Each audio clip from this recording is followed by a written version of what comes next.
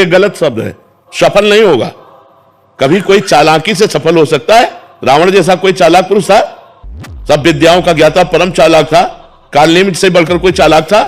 पूरी संजीवनी बूटी जैसी ही द्रोणागिरी में हर औषधि को कर दिया और साधु बनकर बैठ गया। हनुमान जी ने मार डाला, राम जी ने रावण को मार डाला, रहा न को कुल रोवन यारा। चालाक पुरुष सफल कैसे हो सकता है? नहीं, सीधा सरल पुरुष कष्ट पा सकता है, पर सफल सीधा सरल सच्चाई पर चलने वाला हो। जैसे धर्मराज युधिष्ठिर बिल्कुल सीधे थे, यहां तक इतने सीधे थे कि युद्ध क्षेत्र में कल कौन सी रणनीति है वो जाके दुर्योधन सीधे पूछ लेता था। भ्राताश्री कल कौन सा चक्रव्यूह रचना है, तो वो बता देते थे। इसीलिए भगवान दो बैठक करते थे, एक युधिष्ठिर के साथ और एक युधिष्ठिर से अलग। युधिष्ठिर के साथ जो बैठक की वो चक्रव्यूह रचना ही नहीं होगी, क्योंकि वो दुर्योधन को पता हो। इतने सरल थे कि वो आके पूछ लेते, वो पूरी बात बता देते थे।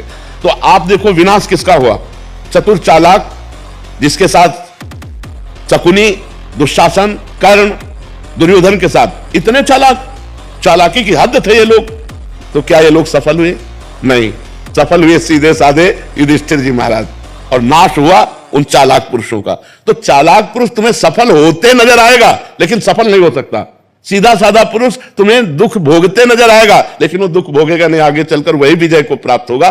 थोड़ी यात्रा ऐसी है जिसमें संशय हो सकता है देखकर कि बेईमान, दुष्ट, चालाक, कपटी पुरुष उन्नति को प्राप्त हो रहा है और धर्मात्मा, ईमानदार दुख को प्राप्त हो रहा है। थोड़ी देर की यात्रा है, लेकिन परिणाम में जो सही चल रहा है उसका सही परिणाम होगा, और जो गलत चल रहा है उसका गलत परिणाम होगा पक्का। आज तक की पूरा सृष्टि का विधान ऐसा है। देखो दुर्योधन राजा बना कि नहीं बना? दुर्योधन राजा कुछ दिन के लिए बना कि नहीं बना, लेकिन 100 भाई मारे गए।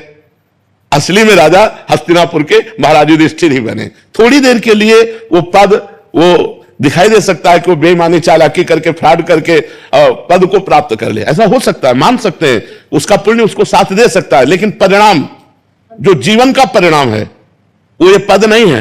मरोगे तो तुम्हारे साथ पद नहीं जाएगा, तुम्हारे साथ रुपया नहीं जाएगा, तुम्हारी अच्छाई जाएगी, तुम्हारे सत्कर्म जाएंगे। और ये पक्की बात समझ लो कि जनता मूर्ख थोड़ी देर के लिए बन सकती, लेकिन जब आपके आचरणों का, और भगवान ऐसी बुद्धि भ्रष्ट कर देते हैं कि खुला आचरण उसकी गंदगी सामने आ जाती है।